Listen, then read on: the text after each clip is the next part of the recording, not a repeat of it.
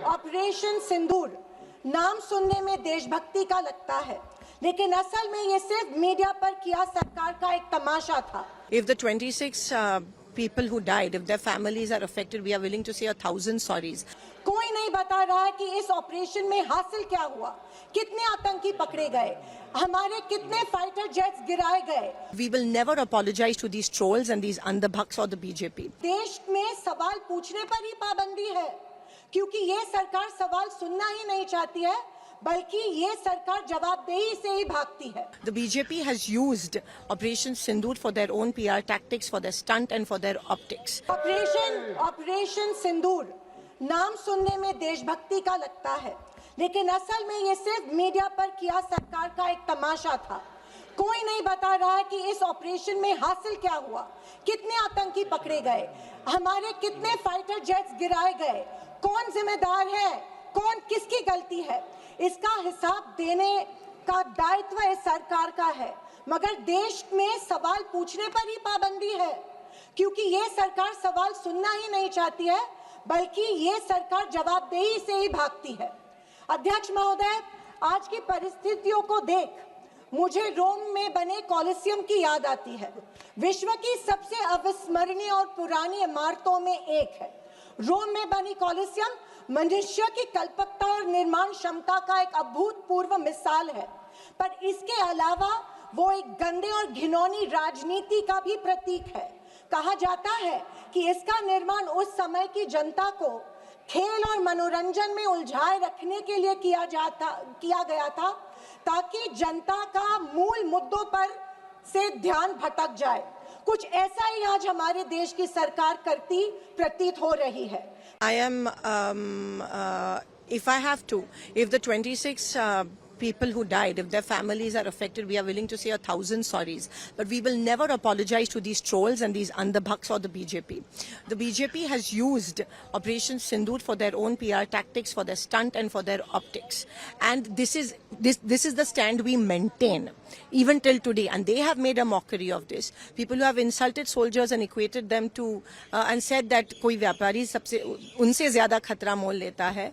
They should not give us lessons on patriotism and deshbhakti. Please. Sir, let me tell you, sir, what has changed in the last decade. And I will keep it very sharp and short. Number one, we have been able to put terrorism on the global agenda. We have every forum, BRICS ho, Quad ho, SCO ho, bilateral ho. Today, if terrorism is on the global agenda, it is due to the efforts of the Modi government. Number two, sir, we were able to get Masood Azhar and Abdul Rahman Makki, two notorious terrorists, placed under the sanctions of the UN Security Council 1267. Three, sir, we were some years ago members of the Security Council. We were able to hold a Security Council meeting at the venue of terrorism attack, that is the Taj in Mumbai. That event had a huge impact about global consciousness on terrorism. Fourth, we were able, through bilateral agreements and understandings, get back terrorists from key countries who have been sent back to India under extradition agreements. And I remind you here, sir, that Tahabur Rana, who was wanted for 2611, finally has been brought back by the Modi government to India, who is today facing trial in this country. Then, Please. we have exerted. Please listen, Sanjay ji. Please listen. Please listen. We have exerted huge pressure on Pakistan through the FATF process. We have convened and we actually had a conference of no money for terror. We have today joined this effort at identifying financials of terrorists. We were, sir, able to get the Resistance Front listed as a global terrorist organization. And, sir, I would like to inform the House that the monitoring team of the UN has submitted its 36th report of the Analytical Support and Sanctions Team. And it mentions, this has just been received, so it is made public today.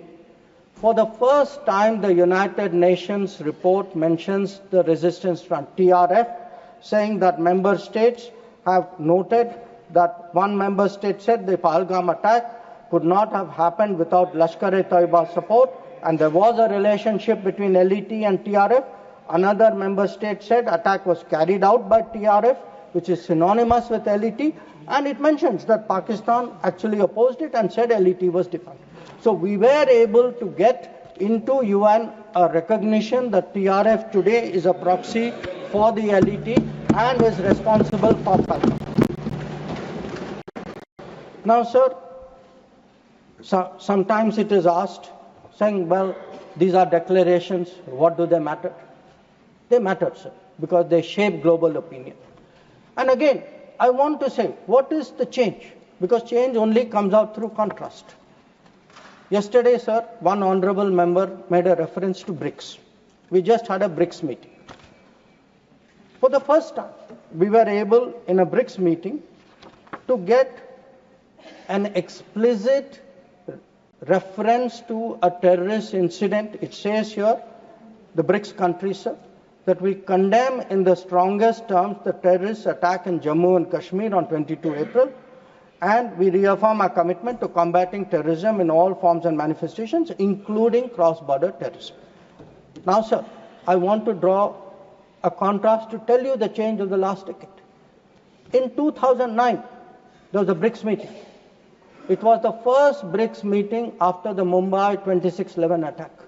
There is not even a reference to Mumbai in that BRICS committee. All it says is we strongly condemn terrorism in all forms and manifestations, reiterate that it has no justification. So today, sir, when people say, okay, where was Indian diplomacy?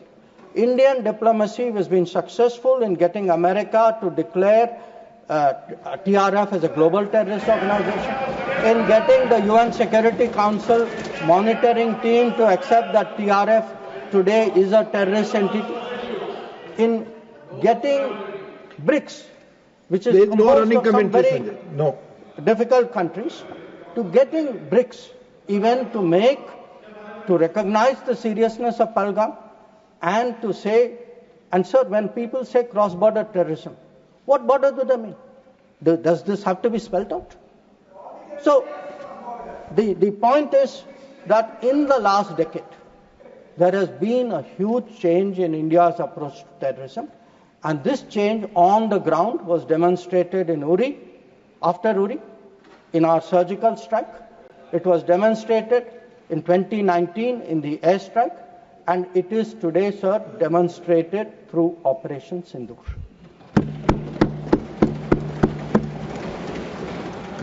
ये नाम सिंदूर दिया क्यों? सिंदूर तो उजड़ गया लोगों का, जो मारे गए, जिनकी पत्नियां रह गईं। 370 अबॉलिश करने के बाद छाती ठोक के मैंने देखा है राज्यसभा में कहा गया, terrorism will be finished, we promise you. What happened? ये यात्री उसी भरोसे गए थे, आपने प्रॉमिस किया था हम जा रहे हैं कश्मीर, हमारे लिए तो जन्नत है। मिला क्या उन लोगों को जन्नत से? सर, सबसे पहले तो ये बताना चाहती हूं कि ऐसा लगता है कि इस देश में अभी जो कुछ भी हुआ पिछले 100 दिन में, इन दोनों के बीच में हुआ। ऑपोजिशन में हम लोग भी हैं सर, तो जब आप ऑपोजिशन को टारगेट करते हैं तो हम लोगों की शक्ल को भी देखिए और हमारे कार्यक्रम को भी देखिए।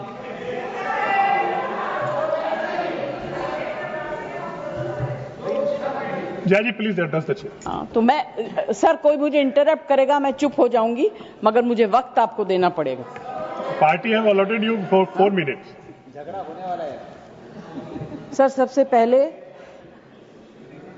I would like to pay my condolence to the family of all the people who were killed and Shraddhanjali to the people who were killed.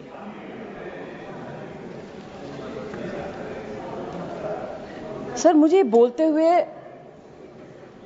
अजीब सा लगता है, क्योंकि जो कुछ भी हुआ मुझे it looks like fiction to me. You can read it in books, you see it on the screen, कि इस तरह से लोग आए, इतने लोगों को मार दिया, कुछ हुआ नहीं. It's really unreal. मैं हृदयजीवी हूं, हृदय से बात करूंगी.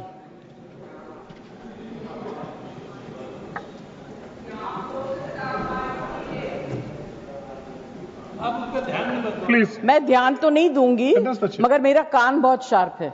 Please, you address the chair. मैं क्या करूं उसका? Please. उसका मैं कुछ नहीं कर सकती. सर एक तो मैं आप लोगों को बधाई दूंगी कि आपने ऐसे लेखकों को रखा हुआ है जो बड़े बड़े नाम देते हैं. ये नाम सिंदूर दिया क्यों? सिंदूर तो उजड़ गया लोगों का, जो मारे गए, जिनकी पत्नियां रह गईं. Please. शांत. आप बोलिए. Please. Either you speak or I will speak. नहीं, जज आप बोलिए. Please address the chair. मैं छोड़ूंगी. You address the chair. I will not जो आप allow. बोल रहे हैं वही रिकॉर्ड में जाएगा केवल. जो आप बोल रहे हैं वही रिकॉर्ड में जाएगा. When you speak, I don't interrupt. When a woman speaks, I never interrupt. So please, Judge, mind your please tongue. address chair. Priyanka, don't control me. Sir ये जो यात्री गए थे, मैं बिल्कुल बाकी चीजों के ऊपर ध्यान नहीं दे रही. जो यात्री गए थे वो किस लिए गए थे? 370 अबॉलिश करने के बाद छाती ठोक के मैंने देखा है राज्यसभा में कहा गया, terrorism will be finished, we promise you. What happened? ये यात्री उसी भरोसे गए थे. आपने प्रॉमिस किया था हम जा रहे हैं कश्मीर, हमारे लिए तो जन्नत है. मिला क्या उन लोगों को जन्नत से? Sir, you have destroyed the faith and the trust of people you promised. वो परिवार के लोग आपको कभी माफ नहीं करेंगे. आप लोगों में इतनी ह्यूमिलिटी नहीं है कि आपने उनके परिवार को उनसे माफी मांगी. हमसे गलती हो गई, हमें माफ कर दीजिए. We should have protected you. It is our duty as the government to protect you. We failed, we are sorry, and I can promise you that if you had said it, आज ये सब होता नहीं. Humility in power is. Hey, please be quiet. No running commentary, please. Jaji, you please conclude now. Jaji, you please conclude. Humility in power is very important. Okay, that is over. The other part is हमारे defence minister जोर जोर से कह के गए, आत्मनिर्भर है, हम ये बना रहे हैं, तोप बना रहे हैं, ये कर रहे हैं, वो कर रहे हैं. क्या फायदा? What is the use if you have not been able to save even 25-26 people? What are you going to do with all this?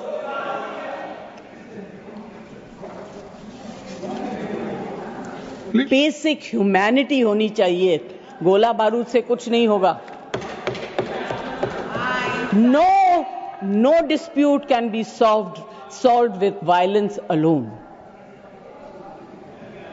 Be compassionate. You should have shown humility. And sir, I'm sorry to say that this is one department where you are very poor. I'm not talking about anything else. I have great respect for Rajnath ji. अभी आपके बारे में मंत्री जी मैं कुछ कह नहीं सकती, मेरा हाथ बंधा हुआ है. नहीं कहना तो चाहती हूं, मगर मैं नहीं कह सकती, वो जानते हैं क्यों. जय जी कंक्लूड कीजिए सर. प्लीज. कल डेरेक ने एक बहुत अच्छी बात कही थी. The weaker the argument, the more aggressive the body language. It's fantastic. I will finish. Yes, please. Sir मैं कोई टेक्निकल बातें, कोई ऐसी बात नहीं कहूंगी जिससे कि ये कांग्रेस वाले और बीजेपी वाले लड़ाई करें. आई जस्ट वांट टू से be humble, be kind, be protective towards people who have given you this position and the authority with hope that you will protect them. Protect them, say sorry. बोलने की हिम्मत इनमें नहीं है. दाल में कुछ काला है, कुछ कमजोरियां हैं, इसीलिए ये लोग बोलते नहीं. हमको ट्रम्प बाबू की बात का कोनो पता नहीं, मुझे अपने प्रधानमंत्री की बात पर विश्वास. लेकिन बार बार ट्रम्प का कहना तो आप मैं समझो कि वो हमारे दोस्त नहीं है. ऐसे दोस्त तो दुश्मन अच्छे. जेठ थोड़े ही हैं कि नाम नहीं लिया जाता. इनमें हिम्मत नहीं है कि वो झूठ बोल रहा है और हम इसको सहन नहीं करेंगे. We don't tolerate such nonsense. बोलने की हिम्मत इनमें नहीं है. दाल में कुछ काला है, कुछ कमजोरियां हैं, इसीलिए ये लोग बोलते नहीं. और हमारी पॉलिसी ये रही कि जब हमारी पॉलिसी ये है कोई थर्ड पर्सन हमारे बीच में निगोशिएशन करने के लिए हमने कभी माना नहीं और आज भी हम नहीं मानते. इन्होंने कैसा माना, क्यों माना, क्या कमजोरी है, ये सब देश को बताना चाहिए. 2 घंटे भाषण में कभी ट्रम्प का नाम लेके उन्होंने बोला. हम तो इतना हंगामा कर रहे सभी लोग, लेकिन उनकी हिम्मत नहीं. उसको एक दो दफा उनका नाम लेके सब झूठ बोल रहे हैं. मेरे इमेज को खराब करने के लिए, देश के इमेज को खराब करने के लिए सब कुछ कर रहे हैं. ये मैं कंडम करता हूं. हमको ट्रम्प बाबू की बात का कोनो पता नहीं, मुझे अपने प्रधानमंत्री की बात पर विश्वास है. उन्होंने कहा किसी भी विदेश के नेता ने, हमको विदेशी नेता ने फोन नहीं किया. 1 घंटा आया था उनके वहां के वाइस प्रेसिडेंट का, 1 घंटा फोन नहीं उठा पाए. लेकिन मुझे किसी नेता का फोन नहीं आया. हम उसी बात को अटल मानते हैं. ट्रम्प वहां क्या बोलते हैं, हम ट्रम्प पर क्या बयानबाजी करें और उनकी बातों का असर मुझ पर क्या होगा. मैं अपने नेता की बातों को सत्य मानता हूं, क्योंकि उनका सत्य मैं यहां भारत में रह के देख रहा हूं. कैसे मारे हैं, कैसे भारतीय आत्मनिर्भर भारत हथियार से मारे हैं पाकिस्तान को, और कैसे पाकिस्तान कांपा है वो देखा है. अरे महादेव का जिसने आपत्ति किया वो कब का कहीं उन लोगन महादेव का जेकर नाथ भोलेनाथ हुआ नाथ कैसे हुई. और प्रधानमंत्री जी के साथ जब भोला चाहिए दिन त रात के लोग महादेव को जो नकारेगा. अब जायदा पंडित आदमी कुछ बोल दे. आपने कहा कि एक तरफ अमेरिका कह रहा है कि वो हमारे अच्छे दोस्त हैं, दूसरी तरफ वो एडी चोटी का जोड़ लगा रहे हैं नीचा दिखाने के लिए, बार बार ये कह के कि मैंने युद्ध विराम करा है. कल ही हमारी पार्लियामेंट में इस बात पे चर्चा हुई है. प्रधानमंत्री जी ने कहा कि हमने उनसे कोई बात नहीं की. विदेश मंत्री ने भी इस बात को जो है दोहराया है कि हमारी बात ही नहीं उनसे हुई है. लेकिन बार बार ट्रम्प का कहना तो आप मैं समझो कि वो हमारे दोस्त नहीं है. ऐसे दोस्त तो दुश्मन अच्छे. वो बार बार हमारे देश को, हमारे प्राइम मिनिस्टर को अपमानित कर रहे हैं. मैं तो ये चाहता हूं कि पार्लियामेंट में उनके खिलाफ निंदा प्रस्ताव लाया जाए. जिस तरह से बार बार वो इस बात को कह के कि मैंने कभी वो ट्रेड का नाम देते कि व्यापार का हवाला देके मैंने रुकवाया, कभी वो कहते हैं कि मैं पाकिस्तान का धन्यवाद करता हूं. उन्होंने बुला के कहा भी कि भाई पाकिस्तान का धन्यवाद, उन्होंने युद्ध रोक दिया. असल बात ये है, मैंने ये पार्लियामेंट में भी कही थी कि हमसे कहीं ना कहीं चूक हुई है. हमें किसी की बातों में नहीं आना था और ये असली मौका था कि हम पीओके वापस ले लेते. हमें चूकना नहीं चाहिए था. एक सीढ़ी जिस अखंड भारत की बात भारतीय जनता पार्टी करती है, वो अखंड भारत जो है उसकी पहली सीढ़ी हम लोग चढ़ते अगर हम ये मौका ना चूकते. और जो कंडीशन बनी थी, जिस तरह से हमारे देश के सम्मानित जो है नागरिकों हमला हुआ पहलगांव में, उनकी जान गई, और फिर सीज फायर का पाकिस्तान उल्लंघन किया. हमें जरूरत थी देश चारा ठोस कदम उठाया जाए और पीओके वापस लिया जाए. इससे अच्छा मौका शायद दोबारा नहीं आता. लेकिन हम उनकी बातों में आए, या कहिए कि हम बेवकूफ़ बने, हम ठगे गए उन पर दोबारा से भरोसा करके. और इससे मुझे तकलीफ ये है कि हम अपने देश के नागरिकों को और देश की सेना के जवानों के जीवन को खतरे में डाल रहे हैं. ये एब्स्ट्रैक्ट में क्यों बात कर रहे हैं प्रधानमंत्री जी? एब्स्ट्रैक्ट में क्यों बात कर रहे हैं? सीधा नाम लेने में जेठ थोड़े ही हैं कि नाम नहीं लिया जाता. सर, डोनाल्ड ट्रंप से जब पूछा गया टैरिफ को लेकर तो उन्होंने कहा 20 to 25% tariff. That's for my PM to decide. I mean, क्या हो रहा है? किस तरह का व्यवहार कर रहे हैं डोनाल्ड ट्रंप, और उनका नाम तक नहीं लिया। यस माननीय डिप्टी चेयरमैन साहब, मैं इसलिए खड़ा हूं शक्ति सिंह जी, तो मैं do not disturb the house. सब सदन के मेंबर्स का ये पहले से ही डिमांड थी कि 16 घंटे चर्चा होने के बाद हमको इस सदन में प्रधानमंत्री आकर प्रकट होकर वो अपनी बातें रखेंगे और समाधान जो भी हमने सवाल उठाए हैं, बहुत से सवाल उनको संबंधित है। ये नहीं कि आप कैपेबल नहीं है रिप्लाई देने के लिए, ये नहीं कहता मैं। हम आपको निपटाएंगे, तुम हमारे को निपटाओ, हम खेल खेलेंगे। लेकिन जिस प्रधानमंत्री यहाँ रहते हुए भी अगर इस सदन में नहीं आते तो इस सदन का अपमान है। धन्यवाद। नो प्लीज नहीं, ये नहीं हो गया। तो इसीलिए आपकी बात सदन का अपमान करना, सदस्यों का अपमान करना ठीक नहीं है।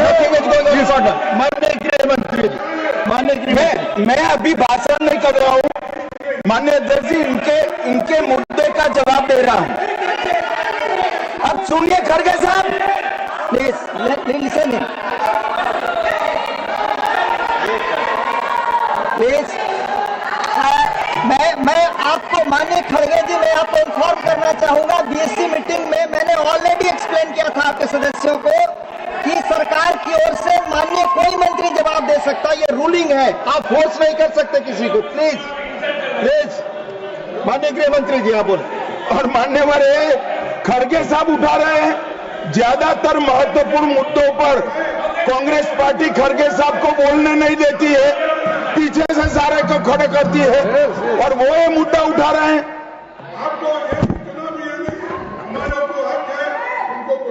आपने बोल दिया। प्लीज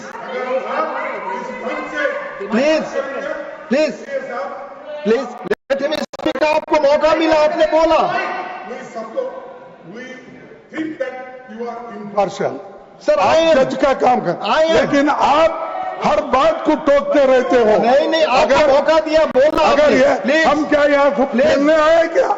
आपने को मौका दिया, आपने बोला हमारे पास मैंने भी बताया कि मैंने और हर मीटिंग में क्या स्पष्ट किया जो आपने बात की, प्रधानमंत्री की बात की, इधर आपका स्टेटमेंट इसका काउंटर में लाया हूं मैं।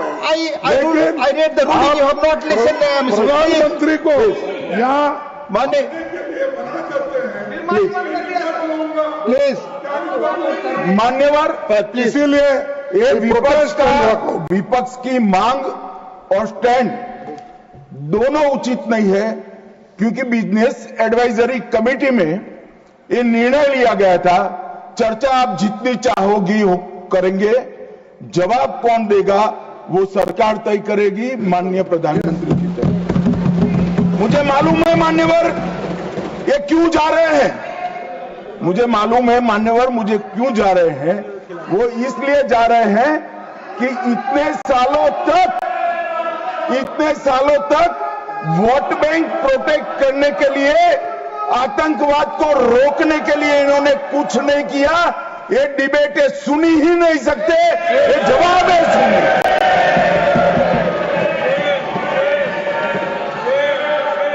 और जब भी ये कह रहे हैं और कोई लीडर ऑपोजिशन होता और ये बोलता तब तो मैं समझता, खड़गे साहब बोल रहे हैं ज्यादातर महत्वपूर्ण चर्चाओं में कांग्रेस पार्टी उनके नेता को, लीडर ऑफ ऑपोजिशन को बोलने ही नहीं देती है। और वो मुद्दा उठा रहे हैं कि माननीय प्रधानमंत्री जी जवाब। मैं आज इस सदन के माध्यम से श्री चिदंबरम को पूछना चाहता हूं, आप किसको बचाना चाहते थे? पाकिस्तान को, लश्कर तैयबा को, ये आतंकवादियों को? अरे शर्म नहीं आती? और देखिए महादेव करता है तो क्या करता है। जिस दिन सवाल पूछा उसी दिन ये तीनों आतंकवादी ढेर हो गए। अगर ये कांग्रेस पार्टी की मानसिकता पूरी दुनिया के सामने चिदंबरम साहब ने उजागर कर दी। हमारी वोट बैंक के लिए हम पाकिस्तान का समर्थन करते हुए भी नहीं डरेंगे। अभी अभी पृथ्वीराज चौहान साहब का इंटरव्यू आ गया, उन्होंने कहा ऑपरेशन का नाम धर्म के आधार पर रखने के अलावा इनको कुछ नहीं आता है। उनको मालूम नहीं है हर हर महादेव सिर्फ धर्म का नारा नहीं है। शिवाजी महाराज ने जो मुगलों के खिलाफ लड़ाई लड़ी, स्वतंत्रता की लड़ाई लड़ी, शिवाजी महाराज की सेना का युद्ध घोष था हर हर महादेव। और ये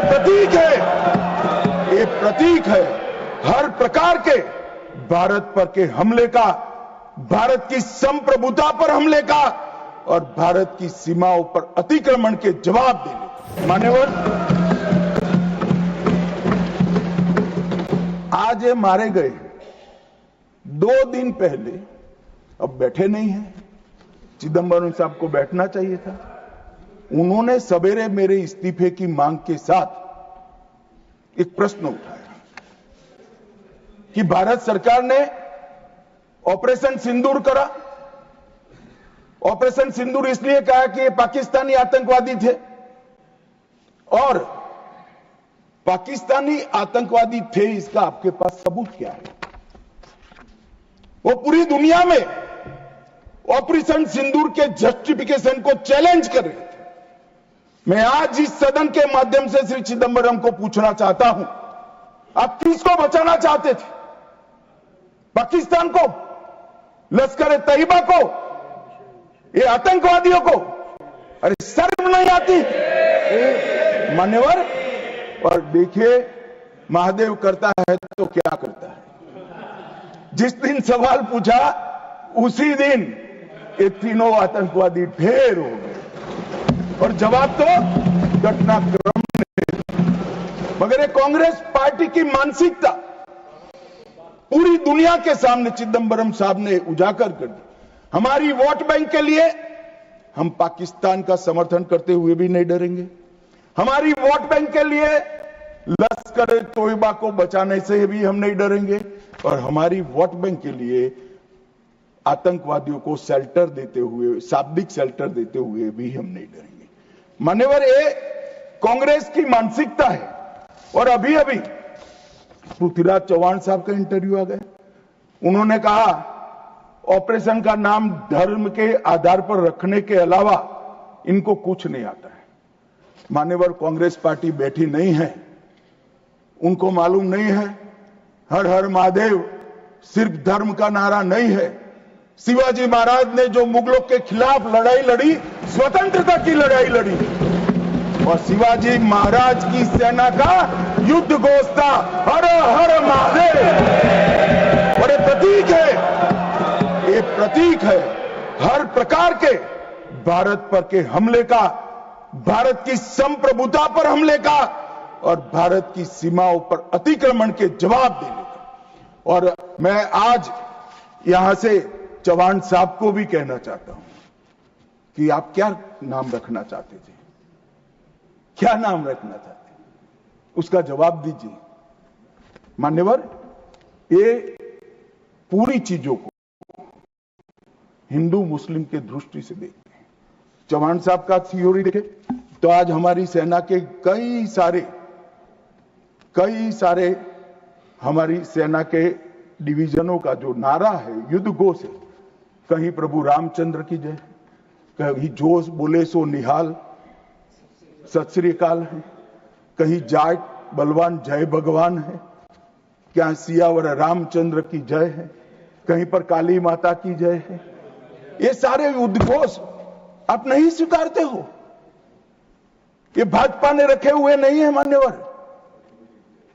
ये हमारी सेना के जवानों से मन से निकलने वाला ये युद्धघोष, इसको हिंदू मुस्लिम के दृष्टि से नहीं देखना चाहिए। और कोई कहता है कि आज ही क्यों मारे गए। अब देखिए साहब, भाई कितना जिंदा रखना चाहते हो। मैं भी पूछता हूं आज क्यों मारे गए, मैं तो दूसरी सेकंड मार देना चाहता था, मगर इतना सरल नहीं है। जिन ऊंचाइयों पर ये छुपे हैं, जिस प्रकार की निर्जन जगहों पे 22 दिन तक सीआरपीएफ सेना और जम्मू कश्मीर की पुलिस ड्रोन से भेजे हुए खाना खाकर इतनी कठिन परिस्थिति में इनका पीछा कर मारा है, और आप मुहूर्त पूछ रहे हो क्यों नहीं मानना है आज? क्योंकि आज राहुल गांधी का भाषण था। इस तरह से नहीं चलता है मान्यवर। पूरे देश की जनता कांग्रेस पार्टी को देख रही है। इनकी प्रायोरिटी देश की सुरक्षा नहीं है, राजनीति है। उनकी प्रायोरिटी आतंकवाद को समाप्त करना नहीं है, अपनी वोट बैंक है। उनकी प्रायोरिटी हमारी सीमा की सुरक्षा नहीं है, उनका सेक्युलर और अपीसमेंट का पॉलिटिक्स है मान्यवर। मगर हम इससे इत्तेफाक नहीं रखते।